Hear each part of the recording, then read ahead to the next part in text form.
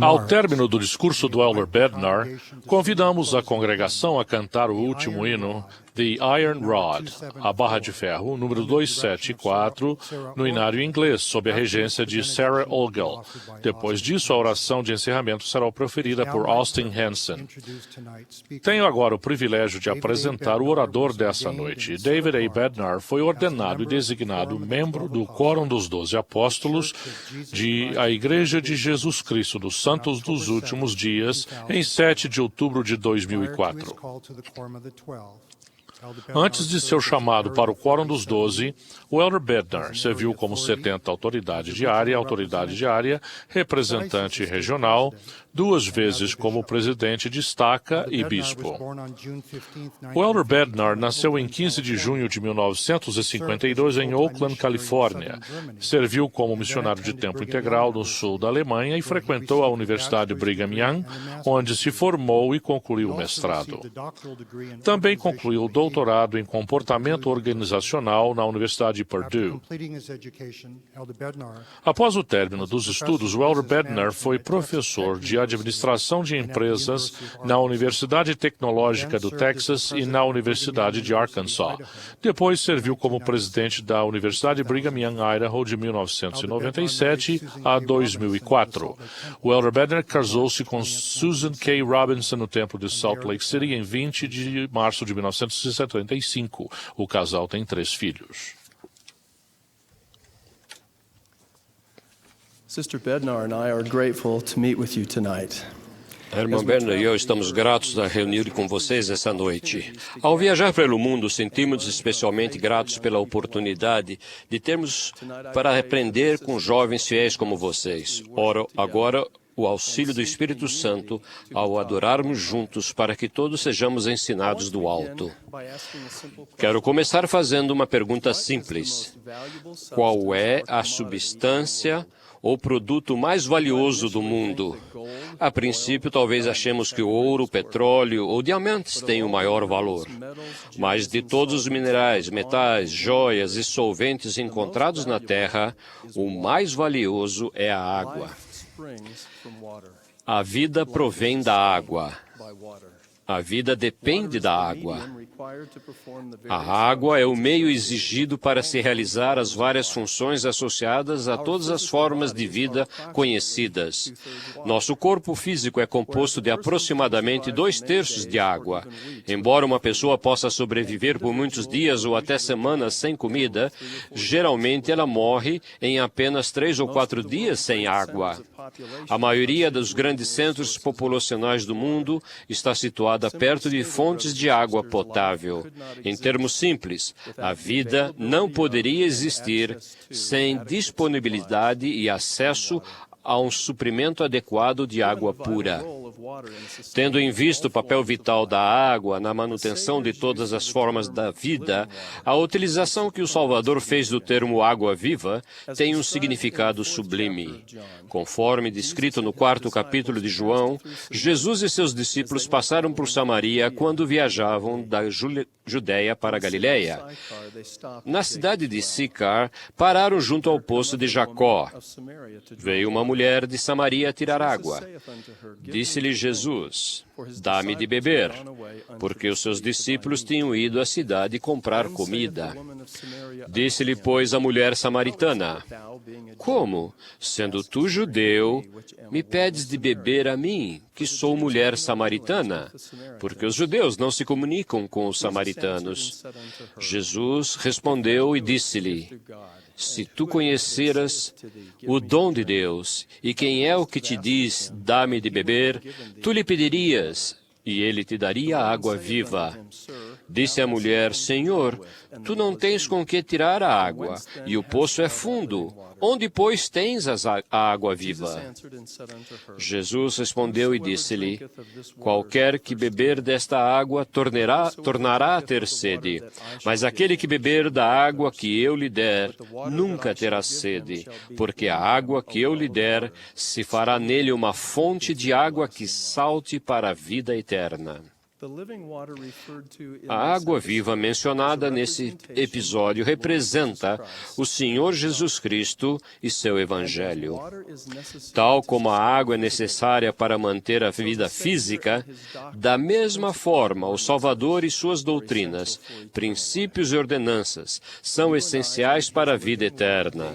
Todos precisamos dessa sua água viva diariamente e em grande quantidade para manter nosso contínuo crescimento e desenvolvimento espiritual. As Escrituras contêm as palavras de Cristo e são um reservatório de água viva ao qual temos pronto acesso e do qual podemos beber em abundância por muito tempo.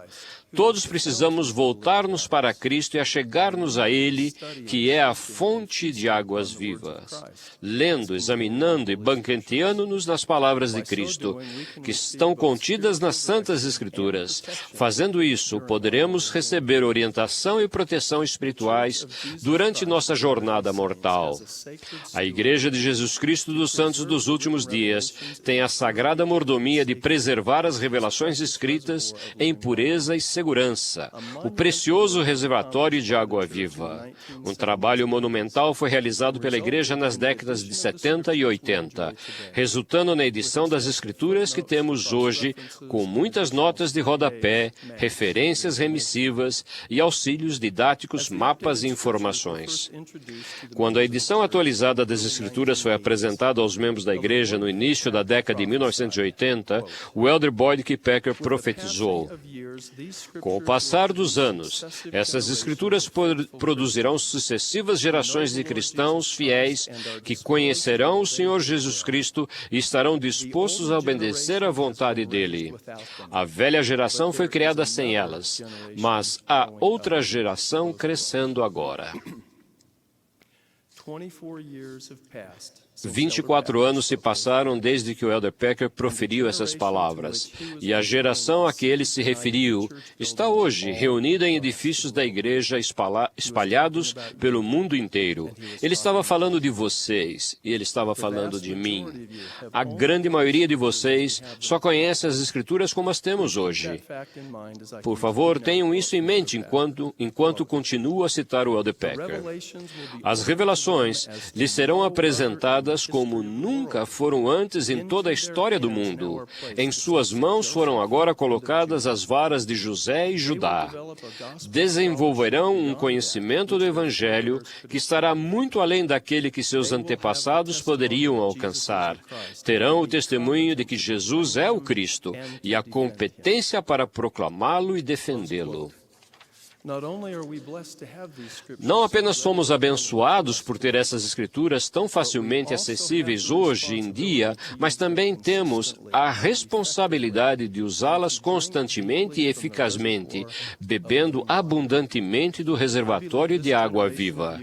Creio que esta geração de jovens está mais imersa nas Escrituras, conhece mais profundamente as palavras dos profetas e está mais dispostas a procurar respostas às revelações do que qualquer geração anterior, mas ainda temos uma longa distância a percorrer pelo caminho estreito e apertado, muito para aprender, aplicar e vivenciar.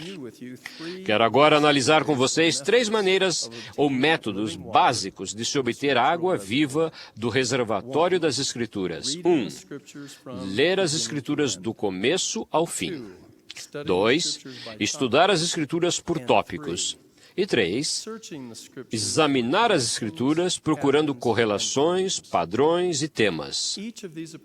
Cada uma dessas abordagens pode ajudar a saciar nossa sede espiritual se convidarmos a companhia e o auxílio do Espírito Santo ao ler, estudar e examinar.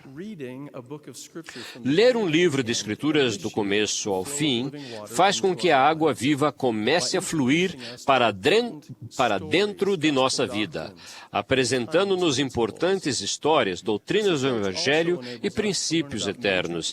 Essa abordagem também nos permite aprender a respeito dos principais personagens das Escrituras e a sequência, ocasião e contexto dos eventos ensinados e ensinamentos. Ler Ler a palavra escrita dessa forma expõe-nos ao conteúdo total de um livro de Escrituras. Essa é a primeira e mais fundamental maneira de obter água viva. Estudar por tópicos é geralmente uma sequência, resultado de desenvolvimento da leitura das Escrituras do começo ao fim. Ao ler o livro de Mórmon, por exemplo, podemos identificar e procurar respostas para importantes dúvidas sobre doutrina e práticas como estas. O que é ter fé no Salvador? Porque a fé em Jesus Cristo é o primeiro princípio do Evangelho. Por que e como a fé no Redentor conduz ao arrependimento? Como a expiação me fortalece para fazer coisas em minha vida diária que eu jamais conseguiria fazer com minha própria capacidade limitada e força? Enfocar essas questões, estudar por tópicos e usar o guia de estudo das Escrituras, da combinação tríplice, são coisas que nos permitem explorar profundamente as Escrituras e obter um conhecimento espiritual muito mais rico. Essa abordagem aumenta o fluxo de água viva para dentro de nossa vida. Tendo a leitura do começo ao fim quanto o estudo por tópicos são pré-requisitos para o terceiro método básico de se obter água viva do reservatório das Escrituras. A leitura de um livro de Escrituras do começo ao fim provê uma gama básica de conhecimento, ao passo que o estudo por tópicos aumenta a profundidade de nosso conhecimento. Examinar as revelações procurando correlações, padrões e temas aumenta nosso conhecimento espiritual, combinando e ampliando os dois primeiros métodos. Essa abordagem amplia nossa visão e compreensão do plano de salvação. A meu ver, examinar diligentemente para descobrir correlações, padrões e temas é uma parte do que significa banquetear-nos com as palavras de Cristo. Essa abordagem pode abrir as comportas do reservatório espiritual, iluminar nosso entendimento por intermédio de seu Espírito e gerar profunda gratidão pelas Santas Escrituras e um nível de dedicação espiritual que não poderiam ser obtidos de outra forma. Essa abordagem permite que edifiquemos sobre a rocha de nosso Redentor e suportemos os ventos da iniquidade destes últimos dias. Quero salientar um ponto essencial. Vocês podem, a princípio, supor que seria preciso muita instrução formal para usar os métodos que estou descrevendo. Isso simplesmente não é verdade. Todo aquele que busca sinceramente a verdade, seja qual for sua formação, pode empregar com sucesso essas abordagens simples. Não precisamos de auxílios didáticos sofisticados, nem devemos depender muito do conhecimento espiritual de outras pessoas. Simplesmente, precisamos ter o desejo sincero de aprender, a companhia do Espírito Santo, as Santas Escrituras e uma mente ativa e interessada. O profeta Joseph Smith ensinou que devemos examinar as Escrituras, examinem as revelações que publicamos e pergunte a seu Pai Celestial em nome de seu Filho Jesus Cristo, que lhes manifeste a verdade. E se o fizeram com os olhos fitos em sua glória, sem duvidar, ele lhes responderá pelo poder de seu Santo Espírito. Saberão então por si mesmo e não por outra pessoa. Não dependerão do homem para ter o conhecimento de Deus. Se procurarmos, buscarmos e batermos, mantendo-nos sempre dignos de aprender pelo Espírito, então as comportas do reservatório espiritual se abrirão para nós e a água viva fluirá. Presto testemunho de que esta promessa é verdade. Deixe-me explicar brevemente e dar exemplos do que quero dizer com correlações, padrões e temas. Uma correlação é um vínculo entre ideias, pessoas, coisas ou eventos.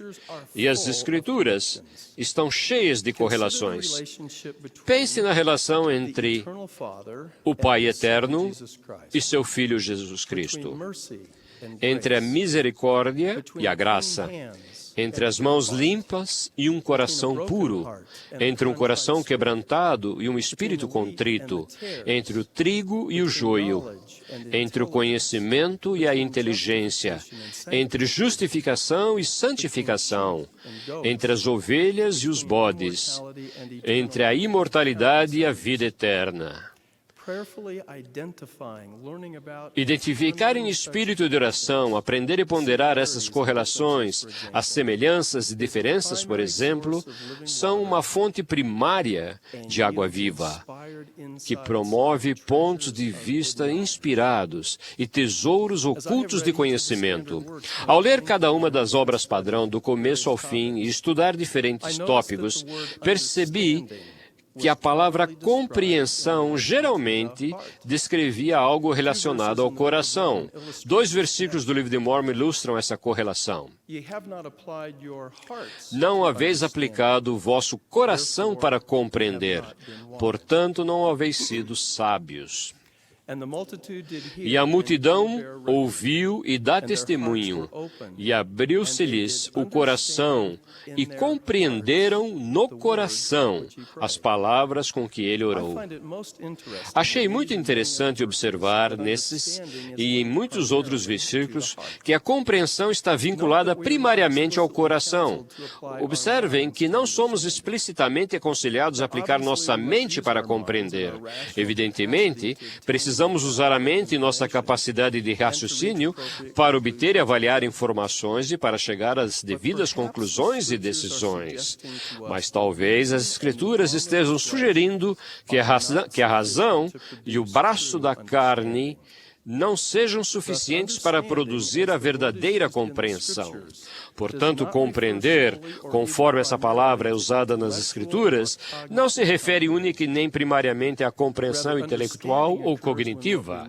Em vez disso, a compreensão ocorre quando algo que sabemos na mente é confirmada como verdadeiro no coração pelo testemunho do Espírito Santo.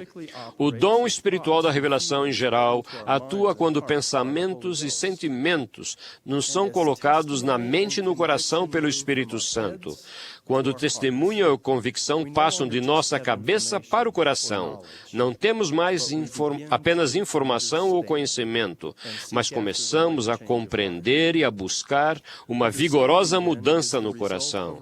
Compreender, portanto, é fruto da revelação, um dom espiritual, um pré-requisito para a conversão, que nos induz a viver mais constantemente de acordo com os princípios que estamos aprendendo. Esse ponto de vista revelado sobre a relação entre o coração e a compreensão influenciou muito meu método de estudo e aprendizado do Evangelho. Afetou positivamente a maneira como minha mulher e eu ensinamos nossos filhos e netos, bem como o meu serviço no sacerdócio. Um padrão é um plano, um modelo que pode ser usado como guia para se fazer repetitivamente certas coisas. E as Escrituras estão cheias de padrões espiritual. De modo geral, um padrão das Escrituras é mais amplo e abrangente que uma correlação. Em Doutrina e Convênios, encontramos padrões para a pregação do Evangelho, para não ser enganados, para a construção de templos, para o estabelecimento de cidades, para a organização de quórums do sacerdócio e sumos conselhos, e para vários outros propósitos.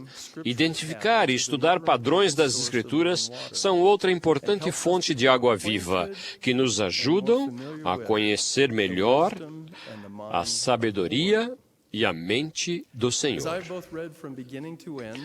Ao ler Doutrina e Convênios do começo ao fim e estudar esse livro por tópicos, fiquei impressionado com um padrão que aparece em muitas das respostas do Senhor a perguntas feitas pelos missionários. Em várias ocasiões, em 1831, diversos grupos de elders que tinham sido chamados para pregar o Evangelho quiseram saber como deveriam proceder e por que caminho e de que modo deveriam viajar. Nas revelações dadas por intermédio do profeta Joseph Smith, o Senhor respectivamente aconselhou aqueles irmãos, dizendo que poderiam viajar por água ou por terra,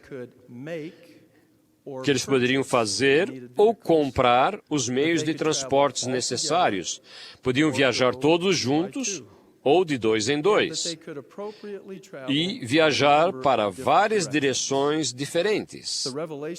As revelações instruíam especificamente os irmãos a tomar essas decisões como lhes parecesse melhor, ou de acordo como lhes fora revelado, segundo o seu parecer. Em cada uma dessas ocasiões, o Salvador declarou: "A mim não importa." A declaração do Senhor de que aquelas coisas não importavam para ele pode, a princípio, parecer surpreendente.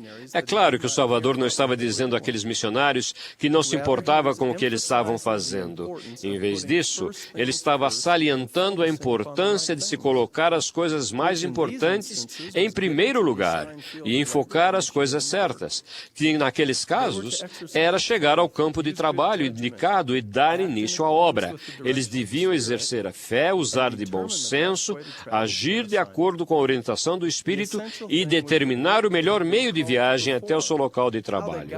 A coisa essencial era a obra, que haviam sido chamados a executar. O modo como chegariam até lá era importante, mas não essencial. Que padrão notável para aplicar em nossa vida. Jesus Cristo nos conhece e nos ama. Ele está preocupado com o nosso desenvolvimento e progresso espirituais e nos incentiva a crescer por meio do exercício de um discernimento inspirado, justo e sábio. O Redentor nunca nos abandonará. Devemos sempre orar pedindo orientação e direção. Devemos sempre buscar a companhia constante do Espírito Santo. Mas não devemos ficar desanimados se a resposta a nossos pedidos por orientação ou ajuda não chegarem obrigatoriamente rápido. Essas respostas raramente chegam de uma vez. Nosso progresso seria prejudicado e nosso discernimento se tornaria fraco se toda a resposta nos fosse dada imediatamente, sem cobrar o preço de fé, trabalho, estudo e persistência. O padrão que estou descrevendo está ilustrado sucintamente nas seguintes instruções dadas àqueles primeiros missionários. Eu, Senhor, estou de acordo. Se qualquer de vós desejar viajar a cavalo, ou em mulas, ou em carroças, que receba essa bênção, se a receber da mão do Senhor, com um coração grato em todas as coisas. Essas coisas vos são dadas para que as façais com discernimento e conforme as orientações do Espírito. Eis que vosso é o reino, e eis que eu estou sempre com os fiéis. Assim seja. Amém. As questões principais desse episódio não eram cavalos, mulas ou carruagens, mas sim gratidão, discernimento e fidelidade. Observem os elementos básicos desse padrão.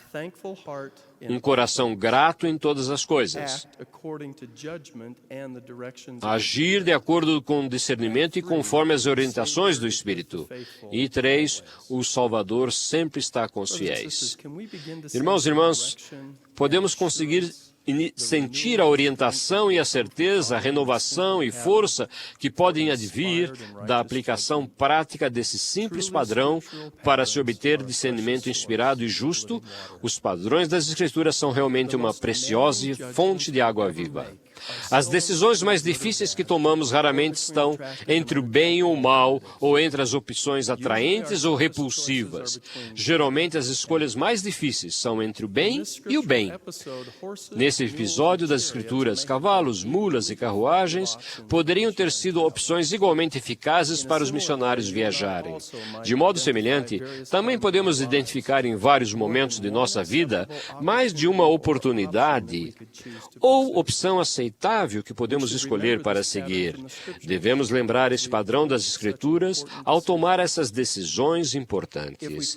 Se colocarmos as coisas essenciais em primeiro lugar na vida, tais como ser um discípulo dedicado, honrar os convênios e guardar os mandamentos, então seremos abençoados com inspiração e firme discernimento ao trilhar o caminho que nos levará de volta a nosso lar celestial. Se pusermos as coisas essenciais em primeiro lugar, não nos enganaremos. Os temas são qualidades ou ideias abrangentes, recorrentes e unificadoras, como fios essenciais, entrelaçados por todo o texto. Geralmente, os temas das Escrituras são mais amplos e abrangentes que os padrões e as correlações. Na verdade, os temas fornecem a base e o contexto para se compreender as correlações e padrões. O processo de buscar e identificar temas nas Escrituras conduz-nos às doutrinas e princípios fundamentais da salvação, verdades eternas que convidam o testemunho confirmador do Espírito Santo.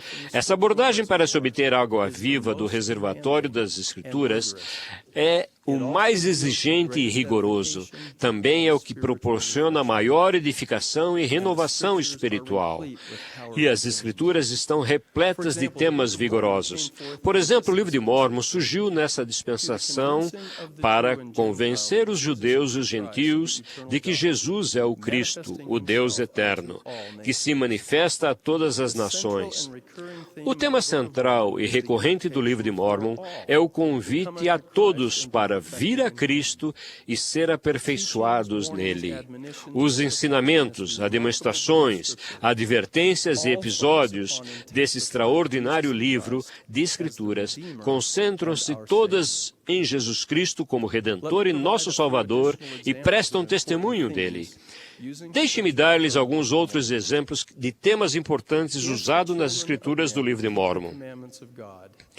Se os filhos dos homens guardam os mandamentos de Deus, Ele alimenta-os e fortalece-os e dá-lhes meio pelos quais poderão cumprir as coisas que lhes ordenou. Prosseguir com firmeza em Cristo. Os homens existem para que tenham alegria. Com o poder do Senhor podes realizar todas as coisas. Iniquidade nunca foi felicidade. Se vocês prometerem não rir, vou contar-lhes uma maneira simples que usei para procurar temas nas Escrituras. Não estou recomendando que usem essa mesma abordagem. Cada pessoa usa um método diferente com igual eficácia.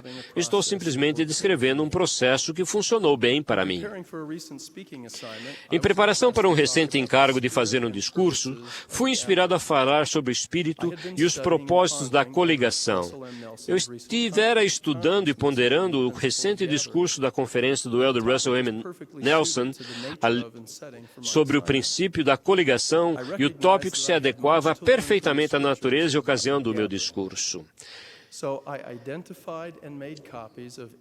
Reconheci que tinha muito a aprender nas Escrituras. Por isso, identifiquei e copiei todas as Escrituras das obras padrões que incluíam, de alguma forma, a palavra coligar. Em seguida, li cada Escritura procurando correlações, padrões e temas.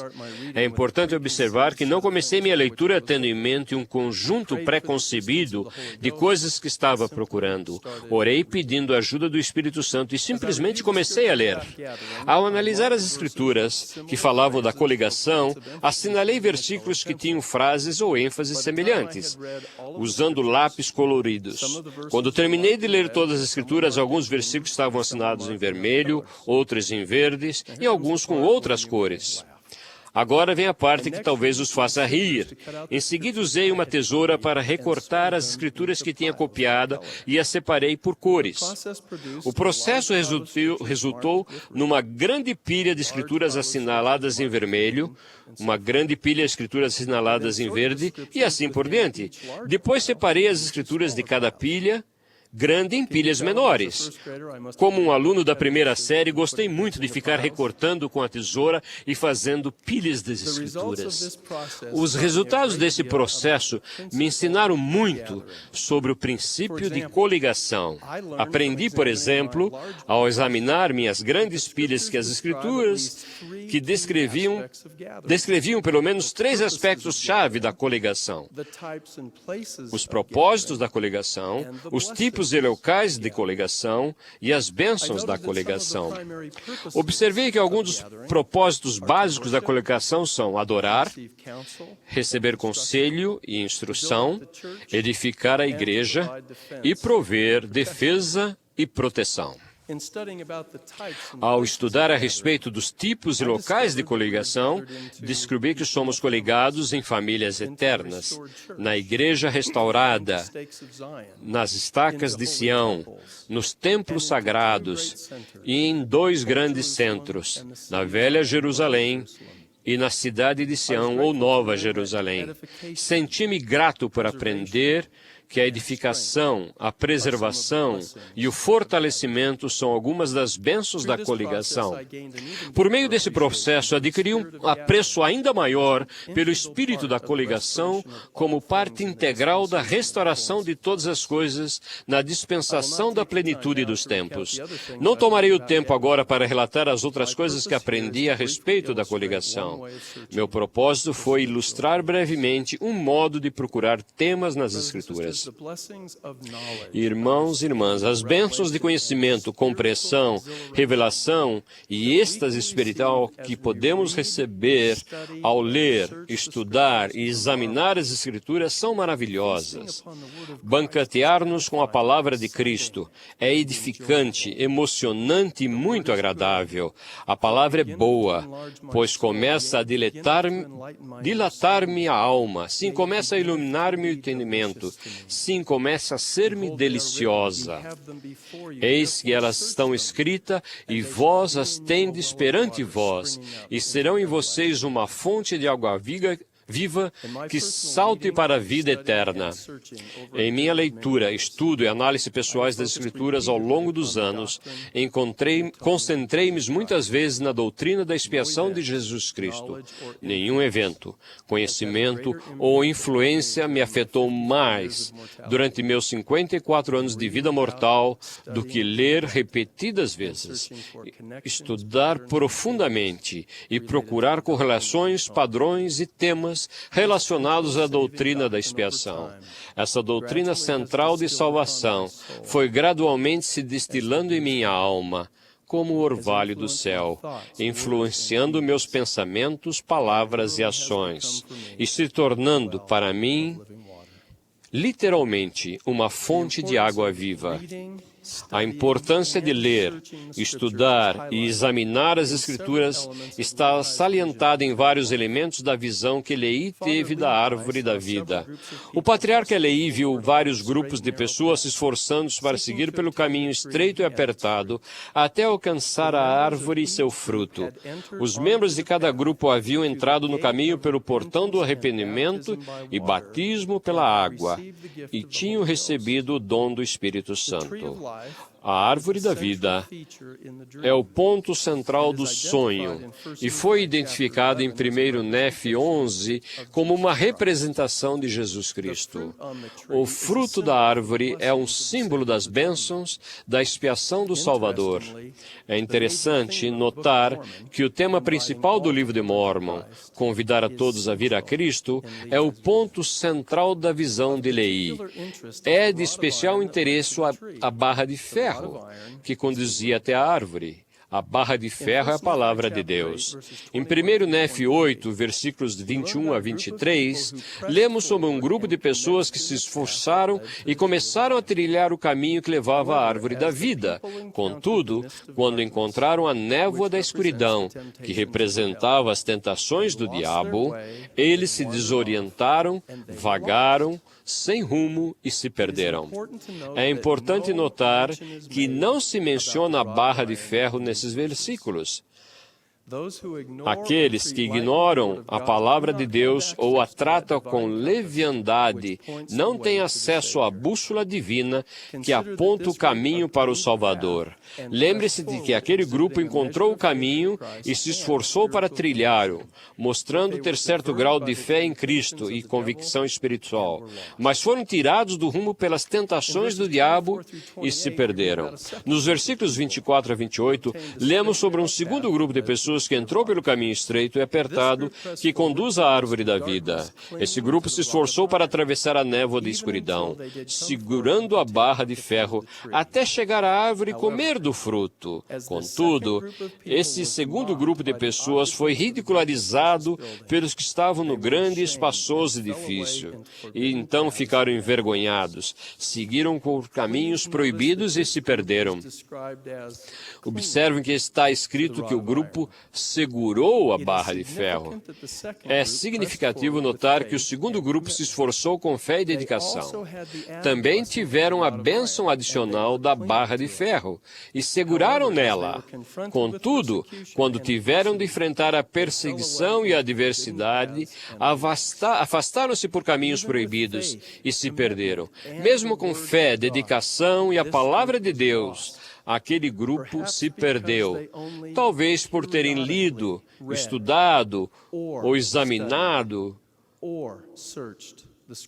as Escrituras apenas periodicamente. Segurar na barra de ferro me faz pensar em ímpetos ocasionais de estudo ou de estudo inconstante e superficial, em vez de uma imersão contínua na palavra de Deus.